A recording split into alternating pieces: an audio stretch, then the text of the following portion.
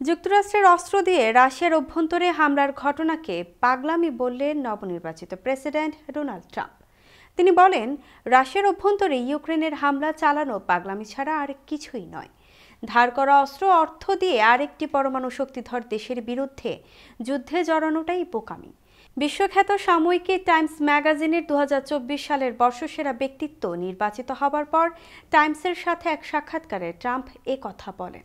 Trump বলেন, যা ঘটেছে বা এখনো ঘটছে তা পাগলামি।